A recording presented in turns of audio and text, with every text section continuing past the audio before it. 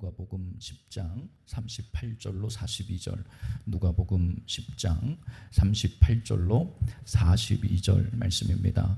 우리 같이 한 목소리 합독해서 읽습니다. 그들이 길 갈 때에 예수께서 한 마을에 들어가심에 마르다라 이름하는 한 여자가 자기 집으로 영접하더라. 그에게 마리아라는 동생이 있어 주의 발치에 앉아 그의 말씀을 듣더니 마르다는 준비하는 일이 많아 마음이 분주한지라 나 혼자 일하게 두는 것을 생각하지 아니하시나이까. 그를 명하사 나를 도와주라 하소서. 주께서 대답하여 이르시되 마르다야 마르다야 내가 많은 일로 염려하고 근심하나 몇 가지만 하든지 혹은 한 가지만이라도 족하니라. 마리아는 이 좋은 편을 택하였으니 빼앗기지 아니. 아멘. 하나님은 우리가 뭔가를 많이 해야지만이 기뻐하시고 또 하나님 받으시는 것이 아니라 한 가지에 우리가 집중하고 또 한 가지를 완수한다 그러죠. 최선을 다해서 집중할 때 하나님은 기뻐하시는 거예요. 마르다 또 마리아에 관한 말씀을 우리는 들어서 알지만 어떠한 상황에서 하나님께서 마르다에게는 책망과 같은 말씀을 또 마리아에게는 하나님께서 칭찬과 같은 말씀을 하고 있느냐라는 걸 보게 돼요. 신앙의 삶을 살아가면서 그렇습니다. 우리가 오전부터 나누는 말씀이 하나님의 뜻인데 여러분 내 생애가 하나님 보시기에 이런 거예요. 우리가 신앙의 삶을 살아가면서 잘못된 초점이라면 바로 그것이 세상의 일에서는 너무 우리가 관대합니다. 세상의 환경과 어떠한 일에 있어서는 상당히 민감하게 받아요. 반면에 하나님과 나 사이의 영적인 관계에서는 우리가 얼마나 무뎌져 있고 또 더딘가를 생각할 수 있는 부분이에요. 먹고 살아야 하는 문제가 직결이 된 육신의 문제 가운데서는 우리는 아무런 고민도 없어요. 아무런 우리가 생각도 없이 그냥 선택을 하죠. 그러나 신앙의 문제에 있어서는 우리가 하나님의 영광을 위해 살아야 함에도 불구하고 하나님의 뜻을 이루는 일에 있어서 너무나도 많은 고민을 한다는 거예요. 한번 우리 스스로에게 그 질문을 던져보세요. 우리 입장이라는 게 있잖아요. 한번 바꿔서 생각해 보면 주시고자 하는 이가 하나님이신데 하나님은 우리에게 자녀된 자들에게 오전 말씀에 의하면 하나님의 의로 택함을 입은 자들에게 하나님은 모든 걸 주고 싶어 하시는데 하나님의 그 마음을 알지 못해서 우리가 전혀 집중하지 못한다면 그 마음이 어떨까라는 거예요. 우리 스스로가 우리 인생을 들여다보면 해결점이 없어요. 길이 보이지 않아요. 될 것 같은데 까지지 실질적으로 그게 되어지는 것도 아닌 환경들이 많거든요. 하나님이 보실 때에는 야 이렇게 가야 돼 결국은 네가 살 길이야 라는 걸 알고 계신 분이 우리에게 답을 주고자 하는데 우리가 들으려 하지 않는다 라고 한다면 여러분 전하고자 하는 길을 제시하고 길을 만드시고자 하는 하나님의 마음은 어떨까라는 거예요. 우리가 어떤 일을 하다가 자녀들에게든 또 누군가에게든 어떠한 일을 가르쳐 줄 때 듣지 않으면 뭐가 터진다 그래요? 뭐가 터져요? 아주 속이 터지는 거예요. 복장 터지는 거예요. 왜 그렇게 안 듣는 거예요? 이게 살 길인데 하나님의 말씀을 우리가 겸허하게 또 하나님의 말씀을 우리가 이렇게 의미를 담아서 하나님 말씀하여 주옵소서 내가 듣겠나이다 하는 자세는 상당히 중요한 일입니다. 예수님과 제자들이 여행을 하다가 어떤 마을을 이제 들어가게 되십니다. 그런데 마르다라 하는 여인이 예수님이 지나가는 모습을 보고 자기 집에 모셔드리게 됩니다. 마르다에게는 여동생이 있지요. 바로 마리아라고 하는 동생입니다. 마리아는 지금 뭘 하고 있느냐? 예수님이 마르다의 집에 오셨을 때 예수님의 발치에 앉아서 무엇을 듣고 있어요? 말씀을 듣고 있어요. 무엇보다도 하나님의 말씀에 귀를 기울이고자 하는 마음이에요. 삶의 중심이 다른 일, 분주한 일 이게 먼저가 아니야. 예수님의 발치에 앉았다는 건 말씀을 듣고자 하는 강한 마음이 있었다는 거예요. 오늘 이 시간에도 동일합니다. 내게 들려져야 될 하나님의 말씀이 들려지면 반드시 살아나요. 그 말씀은 이 문제 때문에 내가 듣기를 원했는데 말씀이 임함에 이 문제뿐만이 아니라 내가 전혀 예상할 수 없었던 일들까지도 해결이 되고 말씀의 능력을 받게 되더라는 거죠. 이게 하나님의 말씀의 능력입니다. 오죽하면 살아있는 하나님의 생명의 말씀이 내가 쪼개지고 깨지면 그 쪼개지고 깨진 고기 사이로 횃불이 지나간다잖아요. 하나님의 말씀이 들어간다는 거예요. 일부분을 우리는 살고 도움받기 위해서 주님을 의지했는데 일부분이 아니라 하나님은 모두를 살려내시는 거예요.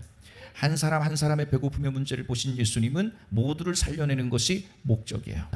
하나님은 한 마리의 양에게만 집중한 게 아니에요. 99마리의 양을 버리고 등지신 게 아니죠. 예수님은요, 결국은 모두를 살려내는 것. 이게 뭐냐? 완전함이에요. 완전함. 하나님의 일하심은 여러분들의 생애 가운데 전부를 살려내는 것이 하나님의 뜻이라는 걸 반드시 기억하시기를 바랍니다.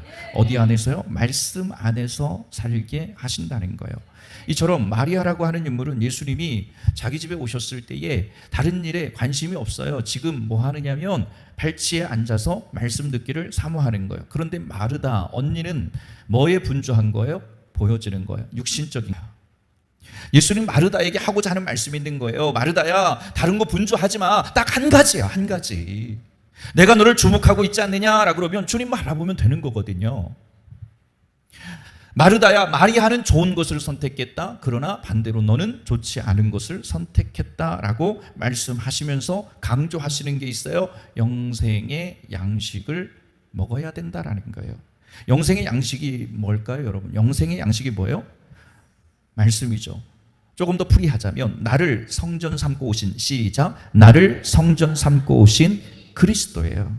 그 그리스도의 말씀을 우리가 먹는 거예요. 그리스도의 음성에 따라 순종하며 살아가는 것이 영생의 양식이에요. 영생의 양식. 누구를 성전 삼아서? 나를. 말씀하시는 누구의 말씀을? 그분의 말씀을 듣고 사는 거. 그러면 행하는 모든 일에 하나님이 예비하신 것을 주신대요. 그것이 바로 복이에요. 복. 말씀 찾아볼까요? 야고보서 1장 25절 말씀에 보면 야고보서 1장 25절에 야고보서 1장 25절 시작, 자유롭게 하는 온전한 율법을 들여다보고 있는 자는 듣고 잃어버리는 자가 아니요 실천하는 자니 이 사람은 그 행하는 일에 무엇을 받는다? 그렇죠. 하나님은 여러 곳에서 우리에게 너 이렇게 살아야 복받아, 이렇게 살아야 네가 고민하고 네가 육신적으로 염려하고 두려워하는 모든 문제가 해결되는 거야. 그런데 이렇게 살지 않으니까 이 문제가 너를 계속해서 에워싸고 있는 거야 라는 거예요. 자유롭게 하는 온전한 율법이라는 거예요. 자유롭게 하는 온전한 율법을 들여다보고 있는 자는 잃어버리는 자가 아니요 실천하는 자니 이 사람은 그 행하는 일에 무엇을 받는다? 무엇을 받는다? 복을 받는다. 그러므로 하나님의 일은, 하나님의 일하심은 아들 안에 있는 양식을 우리에게 주시는 거예요. 예수님과 한 몸 되어서 주님의 음성을 들어라, 주님의 음성에 귀 기울여라. 그러면 그곳에 답이 있다라는 거예요.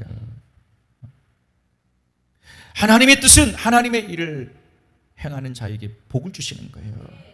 그런데 하나님의 일을 우리가 행하기 위해서는 어떻게 행해야 하느냐라는 거예요. 하나님의 뜻을, 하나님의 일을 행해야 복을 받을 것인데, 그래서 요한복음 6장 37절로 40절에, 요한복음 6장 37절로 40절에 보면 이렇게 말합니다. 시작, 아버지께서 내게 주시는 자는 다 내게로, 아멘, 내게 오는 자는 내가 결코 내쫓지 아니하리라. 38절, 내가 하늘에서 내려온 것은 내 뜻을 행하려 함이 아니요 나를 보내신 이의 뜻을 행하려 함이니라. 39절, 나를 보내신 이의 뜻은 내게 주신 자 중에 내가 하나도 잃어버리지 아니하고 마지막 날에 내가 다시 살리는 이것이니라. 40절, 내 아버지의 뜻은 아들을 보고 믿는 자마다 영생을 얻는 이것이니 마지막 날에 내가 이를 다시 살리리라 하시니라. 아멘. 사람 비유 마치고 먹고 사는 문제를 이해하고 먹고 사는 문제를 해결하기 위해서는 물불 가리지 않아요. 그런데 왜 우리가 하나님 앞에 예배자로 서서 하나님이 있게도 하시고 있는 거 없게도 하시고 없는 거 있게도 하시는 분이 하나님이신데 왜 이것이 있다가 사라질 것밖에 안 되는 것들을 붙들고 영원할 거라고 착각하고 말이에요, 그것을 쫓아 살아가느냐라는 거예요. 보세요. 나를 보내신 이의 뜻은 내가 이런 거예요. 내게 주신 자 중에 내가 하나도 잃어버리지 아니하고 마지막 날에 내가 다시 살릴 것이라 그래요. 내 아버지의 뜻이 있대요. 아들을 보고 믿는 자마다. 아들을 어떻게 봐요? 예배자가 될 때, 말씀이 들려질 때. 아멘. 마지막 날에 말씀이 들려지는 자를 내가 뭐 한다? 다시 살리리라. 아멘. 마지막 날이 언제냔 말이요. 베드로전서 1장 5절을 보세요. 베드로전서 1장 5절. 예수님의 초림과 예수님의 재림의 시간을 말합니다. 베드로전서 1장 5절 시작. 너희는 말세에 나타내기로 예비하신 구원을 얻기 위하여 믿음으로 말미암아 하나님의 능력으로 보호하심을 잘 보세요. 여기에 보니까 너희는 말세에 나타내기로 예비하신 구원을 얻기 위하여 믿음으로 말미암아 하나님의 능력으로 무엇을 받았다? 보호하심 바 되었으니. 아멘. 그는 장세전부터 미리 알리신 바 되시니나 이 말세에 너희를 위하여 나타나신 바 되었다라고 말씀하고 계시는 거예요. 은혜죠. 예수로 말미암아 구원을 얻기 때문에, 예수로 말미암아 결국은 여러분들은 천국에 가기 때문에. 다니엘서 9장 25절로 27절도 보면 다니엘서 9장 25절로 27절의 말씀에 이렇게 말합니다. 시작. 그러므로 너는 깨달아 알지니라. 예루살렘을 증건하라는 영이 날 때부터 기름 부음을 받은 자 곧 왕이 일어나기까지 7이레와 62이레가 7이레와 62이레가 뭐 할 것이요? 진할 것이요. 7이레와 62이레가 진할 것이요.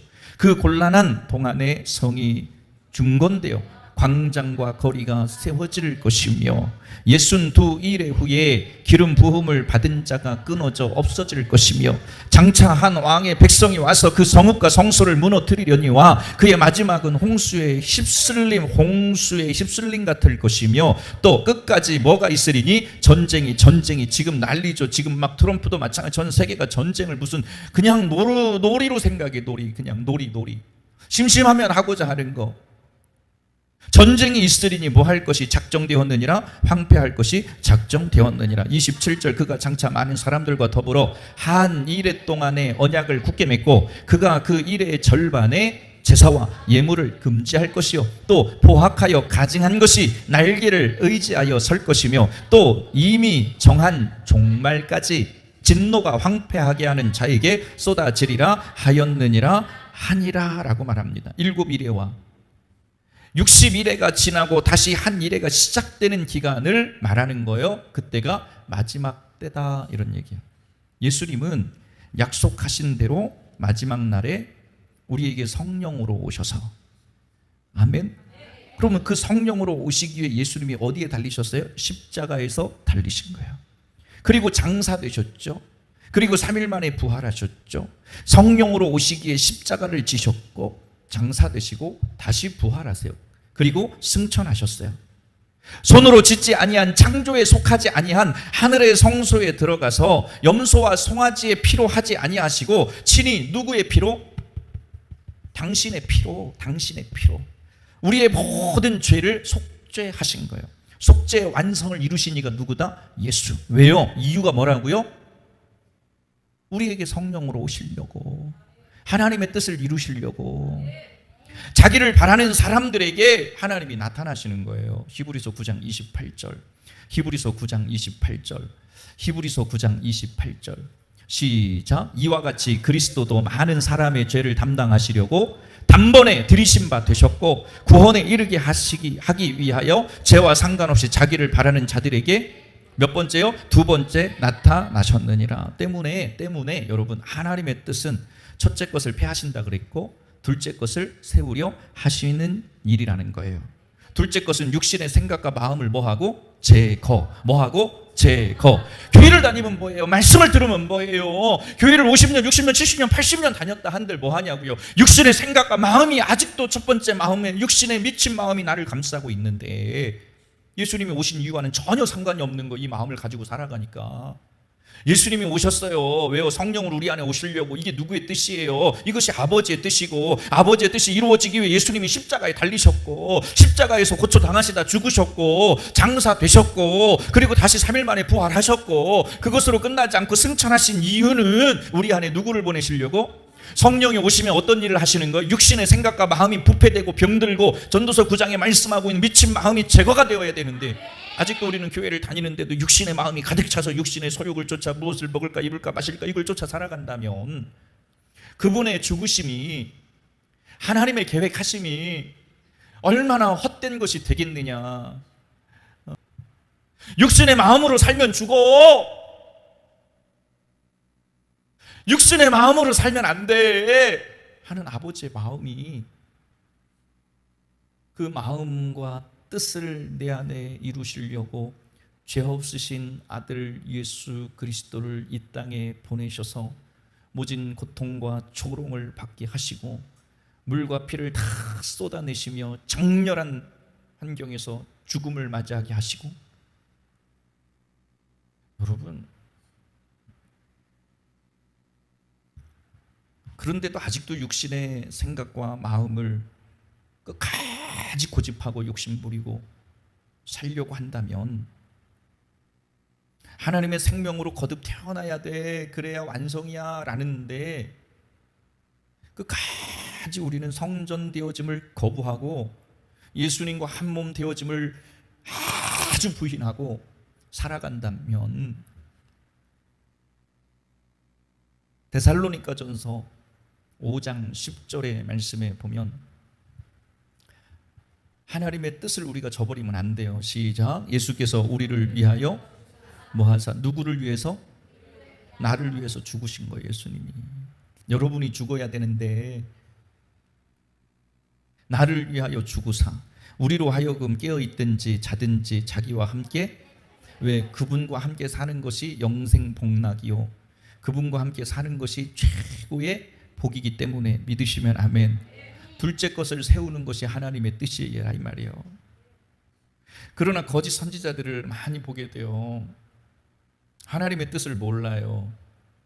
하나님의 일을 하는 것처럼 보이지만 실상은 저들은 철저히 하나님을 팔아먹는 자들이에요. 자기의 일을 합니다. 여러분, 하나님의 일은 반드시 표적이 따르게 돼 있다는 거예요. 그런데 이 표적도 외적 표적이 있고 내적 표적이라는 것으로 나눠지는 거예요. 마가복음 16장으로 가보세요. 마가복음 16장 18절로 20절의 말씀입니다. 마가복음 16장 18절로 20절 시작. 뱀을 집어 올리며 무슨 독을 마실지라도 해를 받지 아니하며 병든 사람에게 손을 얹은즉, 잘 보세요. 뱀을 집어 올리며 무슨 독을 마실지라도 해를 받지 아니하며 병든 사람에게 손을 얹은즉 나으리라 하시더라. 19절에 또 뭐라 말합니까? 주 예수께서 말씀을 마치신 후에 하늘로 올려지사 하나님 우편에, 자 20절에 제자들이 나가 두루 전파할세 주께서 함께, 누가 함께 역사하신다? 하나님이, 주님이 함께 하신다. 역사하사 그 따르는 표적으로 말씀을 확실히 증언하느니라. 아멘. 사도행전 2장 43절로 47절 말씀에 보면 사도행전 2장 43절로 47절의 말씀입니다. 같이 읽습니다. 사람마다 두려워하는데 사도들로 말미암아 기사와 표적이 많이 나타나니 믿는 사람이 다 함께 있어 모든 물건을 서로 통용하고 또 재산과 소유를 팔아 각 사람의 필요를 따라, 이게 이제 뭐냐면 내가 육신의 것, 육신의 생명, 이 미친 마음을 가지고 추구하며 살아왔던 모든 것들이 헛되다는 거거든요. 또 시작. 날마다 마음을 뭐하여? 이제 뭐를 같이 했다는 거예요? 마음을 같이 하여 성전에 뭐하기를? 모이기를 뭐했다? 힘쓰며 집에서 떡을 떼며 기쁨과 순전한 마음으로 음식 쭉 얘기하는 거예요. 사도들이 행하는 일 가운데 기사와 표적이 일어나더라는 거예요. 그래서 우리가 말씀이 내 안에 들어왔다면 반드시 표적이 따르게 돼 있다라는 거예요. 외적 표적과 함께 내적 표적들이 반드시 따르게 되어 있다. 그러면 내적인 표적은 뭐냐? 생명의 떡이신 예수님을 먹는 거예요. 예수님이 주시는 생명수 샘물을 마시는 거예요. 그리스도의 생각과 마음이 나타나는 거예요. 그리스도 안에 있는 지혜와 지식의 모든 보화가 나를 채우는 거예요. 골로새서 2장 3절의 말씀을 찾아보세요. 골로새서 2장 3절에 말씀하고 있어요. 시작. 그 안에는 지혜와 지식의 모든 보화가 뭐에 있다? 아멘. 거짓 선지자들은 내적 표적이 없어요. 외적인 표적만 드러내려고 그래. 예수님이, 자, 마태복음 23장으로 가보세요. 25절부터 봅니다. 마태복음 23장 25절로 보면 28절까지 시작. 화 있을진저 외식하는 서기관들과 바리새인들이여, 잔과 대접의 겉은 깨끗하되 그 안에는 외적인 것만 드러내요. 내적인 건 병들어 있고 또 26절의 말씀 시작. 눈먼 바리새인이여 너는 먼저 뭐를 깨끗이 하라? 겉모습만 치장하지 마. 안이 깨끗해야 돼. 그리하면 안이 청소가 되고 깨끗해지면 겉이 깨끗하여지는 겁니다. 27절 시작. 화 있을 줄 외식하는 서기관들과 바리새인들이여 회칠한 무덤 같으니 겉으로는 아름답게 보이나 그 안에는 죽은 사람의 뼈와 모든 더러운 것이 가득하더라. 28절 이와 같이 너희도 겉으로는 사람에게 옳게 보이되 안으로는 외식과 불법이 가득하도다.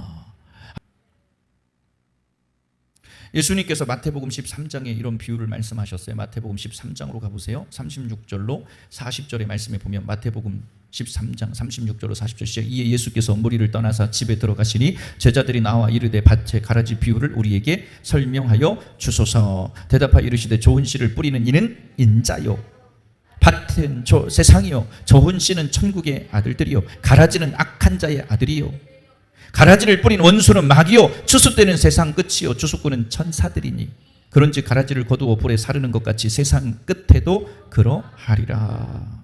가라지의 씨는 악한 자의 아들들이다라는 거예요. 가라지와 알곡은 처음 씨를 뿌리고 자랄 때까지는 잘 구분이 안 된다라고 말할 수 있어요. 그러나 어느 정도 자라면 알곡과 가라지는 확연히 드러납니다. 알곡은 열매가 있으면 고개를 숙이든가 고개를. 가라지는 열매 자체가 있어요? 없어요? 없기 때문에 고개를 빳빳이 쳐들고 있어요. 그래서 알게 되어진다라는 거예요. 왜요? 열매가 없기 때문에 가라지는 한없이 자라요. 알곡은 열매가 있기 때문에 한없이 자랄 수가 없어요. 고개를 숙이는 거예요. 추수 때 보면 결과도 달라져요. 가라지는 알곡의 2배 정도 자란다는 결과가 있어요. 씨가 다르기 때문에 복음을 알지 못한다는 거예요. 예수님의 외적 사역은 알곡과 같이 나타납니다. 예수님이 주시는 생명의 양식을 먹어야 돼요. 그런데 먹지 못하고 예수님이 주시는 생명수 샘물을 마시지 못하기 때문에 더 갈증을 느끼면서 더 많은 능력을 나타내려고 몸부림을 치겠죠. 마태복음 25장으로 가보세요. 1절로 13절까지의 말씀을 여러분들이 보면 신랑을 맞이하는 10처녀에 대한 비유가 나옵니다. 미련한 5처녀는 뭐를 가졌으나 뭐가 없다? 등을 가졌으나 뭐가 없다? 아니 등만 가지고 있으면 뭐더냐고. 등을 태워서 불을 낼 수 있는 기름이 필요한데. 그러나 슬기로운 5처녀는 그릇에 무엇을 담아있다? 기름을 담아서 함께 준비하고 있다, 이런 얘기예요. 신랑이 더디 옴으로 다 졸면서 잘 때에 신랑이 왔다는 소리를 듣고 다 맞으러 나가는 거예요. 그런데 문제가 생겼어요. 등만 준비한 미련한 5처녀는 기름이 없으므로 불이 켜지지도 않고 켜 있었다 할지라도 기름이 떨어지니 꺼져가는 거예요. 등과 그릇에 기름을 준비한 슬기로운 5처녀에게 기름을 달라고 요청을 하는 겁니다. 그러자 슬기로운 5처녀는 이야기합니다. 우리 쓸 것도 부족하다. 차라리 저 기름 파는 자에게 가서 사서 너희도 기름을 채워라. 미련한 5처녀들이 기름을 사러 가는 거예요. 그런데 문제는 그 사이에 누가 오는 거예요? 신랑을 맞이한 건 누구요? 슬기로운 5처녀죠. 준비하고 있던 5처녀들. 그래서 그들은 혼인잔치에 들어가게 되고 그들이 혼인잔치에 들어가는 순간 문이 닫히게 되더라라는 거예요. 그 후에 미련한 5처녀들이 와서 혼인잔치에 들어가려고 문을 막 두드리는 거예요. 열어주세요, 열어주세요. 그런데 문은 안 열리고 신랑의 음성만 들리는 거예요. 마태복음 25장 12절에 시작. 대답하여 이르시되 진실로 너희에게 이르노니 내가 너희를 알지 못한다. 알지 못한다. 그건 절망인 거예요. 시편 119편 105절, 시편 119편 105절, 시편 119편 105절. 시작. 주의 말씀은 내 발의 등이요 내 길의 빛이. 자, 등이 뭐냐? 말씀이 등이란 말이요. 말씀이 들려지지 않아. 말씀을 이해하지 못해. 참 가슴 아프죠. 또 보세요. 고린도후서 4장 7절에 그릇에 대한 이야기를 해요. 고린도후서 4장 7절 시작. 우리가 이 보배를 질그릇에 가졌으니 이는 심히 큰 능력은 누구에게 있고 하나님께 있고 우리에게 있지 아니함을 알게 하려 함이라. 그릇은 자신을 이야기하는 거예요. 자신을. 또 요한일서 2장 27절. 그 말씀이 나 자신에게 있어야 되고 담겨져 있어야 된다는 거예요. 27절. 너희는 주께 받은 바 기름 부음이 너희 안에 거하나니 아무도 너희를 가르칠 필요가 없고 오직 그의 기름 부음이 모든 것을 너희에게 가르치며 또 참되고 거짓이 없으니 너희를 가르친 그대로 주 안에서 그분이 내 안에 오시면 배울 필요가 없어요. 가르침 받을 필요. 그분이 다 알려주신다니까. 다 알려주신다니까. 기름은 성령을 이야기하는 거예요. 미련한 다섯 처녀는 기록된 말씀을 읽고 은혜는 받았을 거야. 은혜는. 그런데 그 그릇 안에 기름을 준비하지 못했다 이 말이에요. 자신을 성전 삼고 오신 그리스도가 그 안에 계시지 않았다라는 거예요. 그러므로 그 안에 나타나야 할 것이 있어요. 무엇이 나타나야 돼요? 성령이 계시면 무엇이 나타나느냐 찾아보세요. 고린도전서 2장 13절부터 봅니다. 고린도전서 2장 13절로 16절까지 시작. 우리가 이것을 말하거니와 사람의 지혜가 가르친 말로 하지 아니하고 오직 성령께서 가르치신 것으로 하니 영적인 일은 영적인 것으로 분별하느니라. 육에 속한 사람은 하나님의 성령의 일들을 받지 아니하나니 이는 그것들이 그에게는 어리석게 보이며 또 그는 그것들을 알 수도 없나니 그러한 일은 영적으로 분별되기 때문이라. 신령한 자는 모든 것을 판단하나 자기는 아무에게도 판단을 받지 아니하는. 그리스도의 마음이 나타나야 된다는 거예요. 같이 읽어요. 누가 주의 마음을 알아서 주를 가르치겠느냐. 그러나 우리가 누구의 마음을? 그리스도의 마음을 가졌느니라. 그런데 너희 안에는 그게 없대. 그러니 미련한 다섯 처녀들에게 말씀하시는 거예요. 내가 너희를 모른다. 가라지, 거짓 선지자, 바리새인, 서기관. 미련한 다섯 처녀의 공통점이 있다면 알곡과 가라지에 대한 부분을 보셔야 돼요. 알곡과 되게 비슷하게 생겼어. 예수님의 외적인 표적도 나타났고 표적도 알고 있어. 하지만 그 안에 정작 있어야 될 내적인 표적인 하나님의 생명이, 그리스도의 마음이, 하나님의 생명된 말씀이 그를 장악해서 그를 끌어가지 못하고 그와 함께하지 않더라는 거예요. 무슨 일을 만났습니까? 어떠한 생각이 듭니까? 어떠한 걸 결정해야 합니까? 우리가 신앙의 삶을 살아가면서 반드시 서야 하는 환경, 기로에 서 있습니까? 그렇다면 내 생각이 아닌 외적, 내적, 내 안에 계신 성령인 나를 움직여야 되는 거예요. 하나님의 마음을 이렇게 주신 것 같아요. 하나님의 일을 대단히 잘하는 것 같아요. 실상은 하나님의 일이 아닌 자기 자신의 일을 하는 것이기 때문에 그래요. 정리합니다. 하나님의 일은 담수 샘물을 마시는 것이고 주님의 음성을 듣고, 다시요, 주님의 음성을 듣고 따르는 것이 하나님의 일이다. 하나님의 일을 행하려면 하나님의 뜻을 알아야 합니다. 하나님의 뜻이 뭐예요? 첫째 거 패하신다 그랬어요. 둘째 거 세우신다 그랬어요. 그러나 거짓 선지자들은 하나님이 세우신 둘째 것을 알지 못하기 때문에 아는 것처럼 포장을 하는 겁니다. 복음을 외치지 않는 데가 어디 있겠어요? 그러나 복음이 아니야. 아직도 저들은 철저히 자기의 생각과 육신의 기준과 자아의 바탕을 두고 있는 거예요. 아무리 똑같아 보이고 똑같이 만들어졌고 비스무리하게 아무리 그렇게 완벽하게 재현하고 만들었다 할지라도 카피 제품인 거예요. 오리지널과 카피는 다른 거예요. 열심은 있어요. 이들의 공통점은. 그런데 뭐가 없다? 열매가. 열심과 뭔가 노력하는 거는 되게 많은 것 같은데 뭐가 없다? 결국은 그거예요. 여기에서 말하는 열매는 사람들의 눈에 보이는 화려한 스펙 이런 걸 말하는 게 아니에요. 하나님의 생명으로 거듭난 거예요. 나를 성전 삼으신 거예요. 나를 성전 삼고 오신 그리스도의 말씀이 내 안에 들려지고 그 말씀대로 내가 녹아져서 살아가는 게 열매예요. 할렐루야. 여러분이 그러한 열매, 알곡과 같은 신앙의 삶을 사셔야 되고, 그 신앙의 삶에 내가 거할 때 여러분들의 말과 여러분들의 신앙의 행위와 여러분들의 어떤 믿음의 이런 모든 것들에 반드시 하나님의 표적이 따르게 되어 있는 거예요. 먼저는 여러분 자유하기를 원하시고, 먼저는 여러분들이 뭔가 하나님의 은혜의 역사들을 누리기를 원하신다면 다른 거 없어요. 내 안에 계신 주님, 나를 성전 삼고 오시도록 그 주님을 주인 삼으셔서 내 안에 그분의 능력으로 나를 채우십시오. 말씀이 임함에, 말씀이 임함에, 말씀이 채워짐에 저절로 사단이가 떠나가듯이 말씀이 들어오고 말씀이 들려지고 말씀이 들려지다 보면 하나님의 기사와 표적과 역사들이 나타나게 되어 있는 겁니다.